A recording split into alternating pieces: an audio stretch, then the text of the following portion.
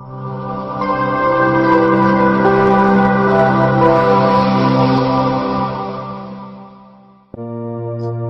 dikasih Tuhan, semua kita tahu bahwa pandemi karena virus corona ini terus mewabah dengan berbagai macam kecanggihan, berbagai macam teknologi, kemajuan manusia, ternyata hingga sekarang belum mampu mengendalikan penyakit akibat virus corona ini.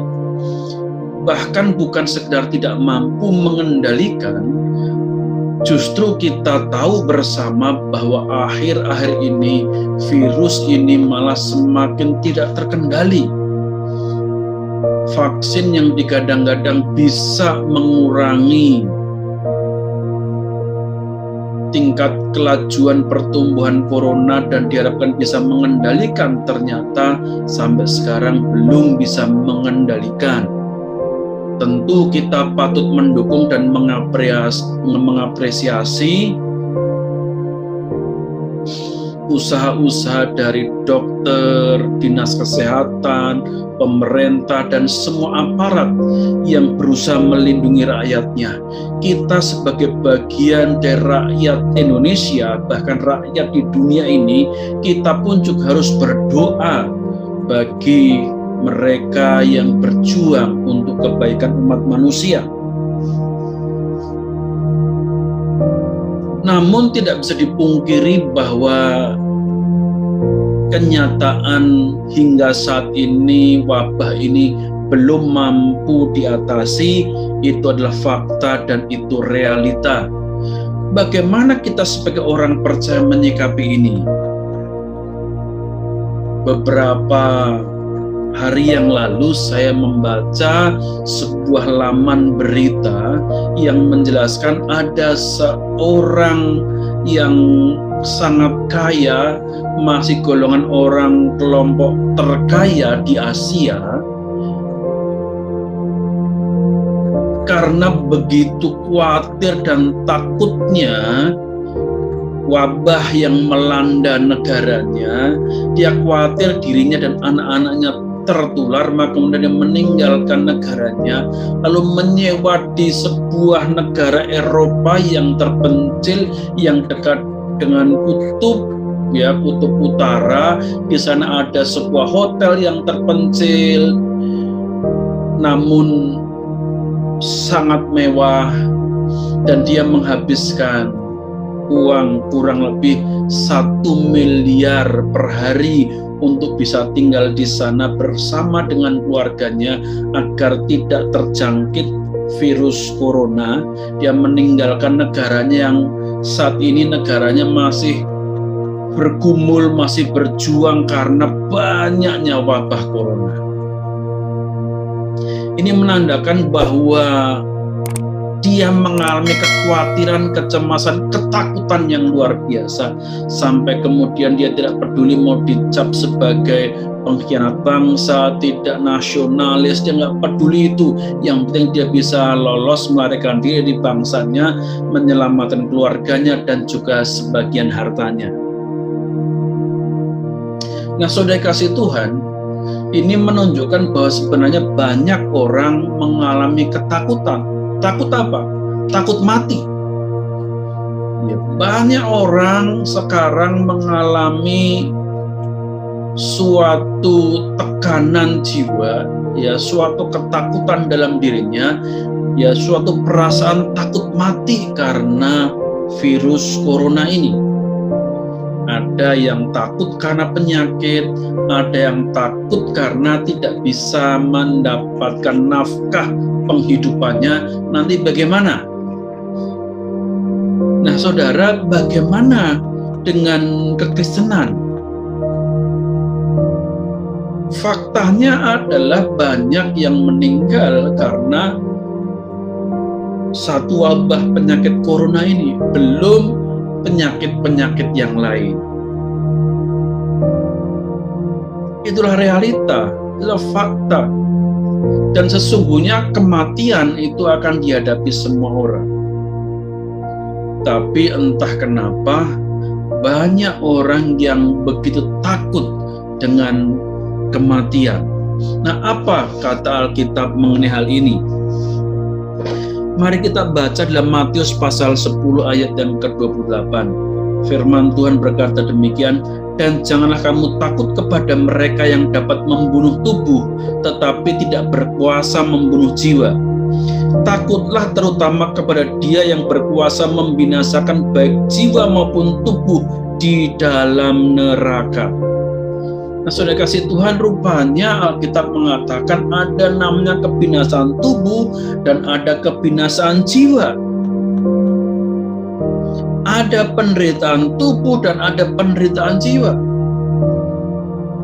Dan saudara, corona ini tidak hanya menyerang tubuh seseorang, tetapi menyerang jiwa banyak orang. Walaupun orang-orang tidak terkena virus, tetapi jiwanya dilanda ketakutan, kecemasan. Namun firman Tuhan mengatakan, jangan kamu takut kepada mereka yang dapat membunuh tubuh, tetapi tidak berkuasa membunuh jiwa. Takutlah kepada Dia, yaitu Tuhan yang berkuasa membinasakan baik jiwa maupun tubuh di neraka. Nah, saudara kasih Tuhan, kematian tubuh tidak boleh menjadi ketakutan bagi orang percaya. Saya mau katakan, saudara, iman yang sejati tidak takut mati. Tentu maksudnya ini bukan mati konyol, sengaja menantang bahaya, sengaja menantang situasi yang sudah jelas-jelas situasi penuh dengan bahaya. Ya, banyak virus corona, saudara kemudian mengatakan, wah, aku tidak takut karena aku punya iman, lalu datang ke kerumunan tanpa masker, tanpa cuci tangan, apalagi mencium-cium orang yang kena sakit corona. Itu namanya mati dalam kekonyolan. Ya, bukan itu yang saya maksudkan dengan takut mati di sini. Ya, tentu saja kita harus menjaga diri kita, menjaga kesehatan kita, namun kekhawatiran, kecemasan akan kematian tidak boleh membayangi langkah-langkah iman kita, sehingga iman kita tidak bisa berfungsi. Tidak ada lagi pengharapan sebagai seorang anak Tuhan. Cemas, khawatir, panik menghadapi situasi yang sekarang melanda dunia. Itu bukanlah iman sejati orang Kristen. Iman sejati tidak takut mati. Kenapa? Karena kita punya pengharapan yang kuat di dalam Tuhan Yesus Kristus. Ayat 29 dikatakan, bukankah burung pipit dijual 2 ekor seduit, namun seekor pun daripada tidak akan jatuh ke bumi di luar kehendak Bapamu. Dan kamu, rambut kepalamu pun terhitung semuanya. Sebab itu janganlah kamu takut, karena kamu lebih berharga daripada banyak burung pipit. Nah, saudara, engkau berharga di mata Tuhan. Dan kalau Tuhan izinkan kita mengalami situasi yang tidak kita harapkan, semuanya itu atas izin Tuhan. Bukan virus corona yang memegang kendali kehidupan kita saat ini, bukan pemerintah dan juga bukan teori-teori konspirasi itu yang memegang kendali dunia ini, tapi percayalah bahwa yang memegang kendali dunia inilah Tuhan.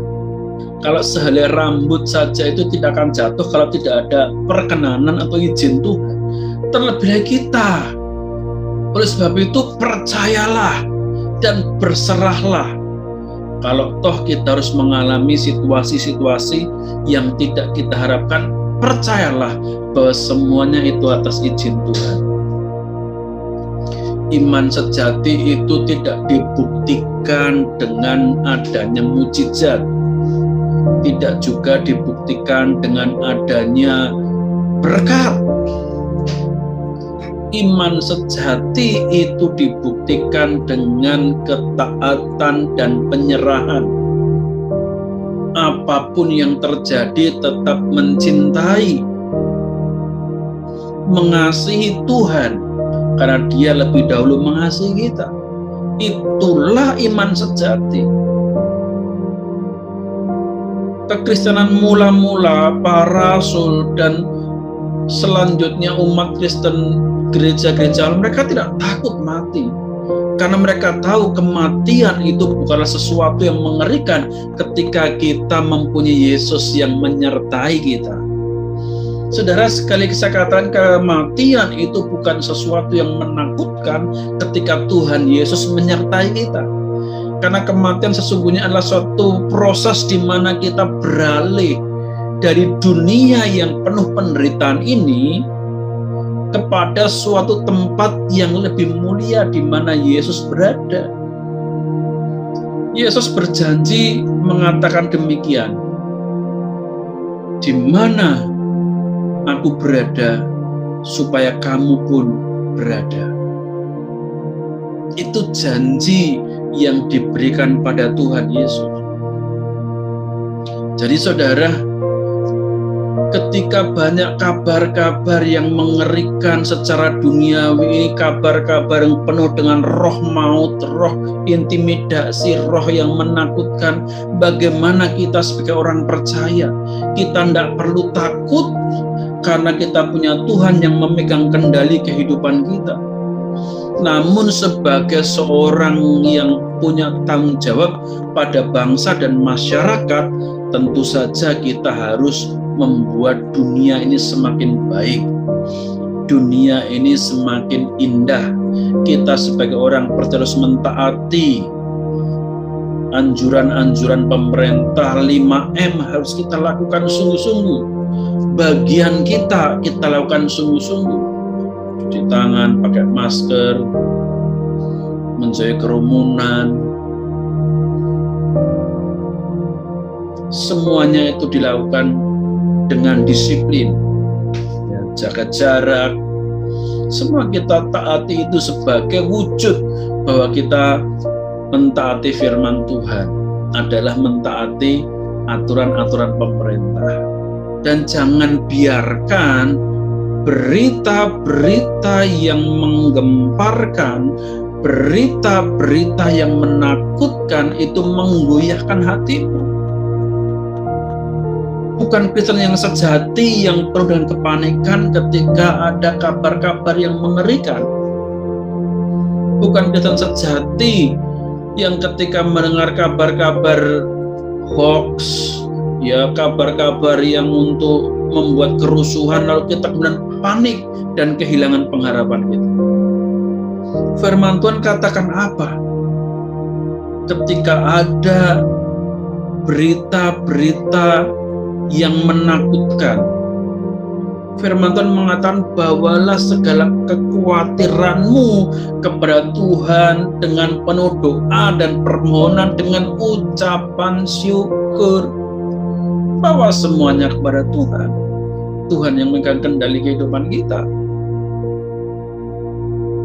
Maka saudara, apapun yang saat ini engkau rasakan, apapun situasi yang saat ini engkau hadapi, secara manusia mungkin itu sangat mengerikan dan mengkhawatirkan, tapi percayalah bahwa ada harapan dalam Tuhan. Kalau Tuhan mengizinkan situasi yang tidak kita kehendaki terjadi dalam kehidupan kita, mungkin ada kita yang kena sakit corona, mungkin ada keluarga kita, kerabat kita, percayalah bahwa Tuhan tetap memegang kendali kehidupan kita dan kita berserah. Justru di saat-saat seperti ini, ketika kita tahu bahwa kekuatan kita tidak bisa melindungi kita, harta kita tidak bisa menjaga kita, relasi kita tidak bisa menjaga kita, bahkan teknologi manusia yang hebat dalam dunia kesehatan, dalam dunia ilmu pengetahuan itu gak tahu bahwa itu tidak mampu menjaga kita. Itu saatnya kita sungguh-sungguh mencari Tuhan. Carilah Tuhan. Rasul Petrus mengatakan dan memberi nasihat kepada kita agar kita sebagai orang-orang percaya, sebagai orang-orang Kristen, siap menderita dengan sabar. Siap menderita dengan sabar. Saudara, banyak keluarga-keluarga kita dengar dalam situasi yang susah ini, kemudian banyak yang tidak mendapatkan lagi penghasilan, pekerjaan, ya usaha-usaha, dagangan-dagangan jadi macet. Banyak yang kemudian saling menyalahkan, ribut, suami istri ribut, anak juga ikut berteriak, akibatnya keluarga itu menjadi berantakan. Dengan wabah corona ini banyak orang yang memilih bercerai karena terus ribut. Tetapi apakah perceraian itu akan menyelesaikan suatu permasalahan? Atau justru membawa sebuah masalah yang lebih berat, yang bukan hanya dialami diri sendiri, tapi juga bahkan menyebabkan keluarga, anak-anak juga mengalami penderitaan. Nah, saudara kasih Tuhan, firman Tuhan katakan supaya kita sabar. Sabarlah dalam penderitaan.